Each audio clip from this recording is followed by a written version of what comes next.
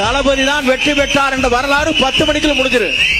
Counting எல்லாம் வேண்டியதில்லை, counting பண்ண வேண்டிய வேலை இல்லை. மே மாதம் கவுண்டிங் இருக்கு, வேலையும் கிடையாது. 10 மணிக்குள்ள ரிசல்ட் நமக்கு தெரிஞ்சிரு. 2026 சட்டமன்ற தேர்தலில் நடிகரும் தாவேக தலைவருமான விஜய் அவர்கள் வென்று தமிழ்நாட்டின் முதலமைச்சராக ஆகியிருக்கிறார்.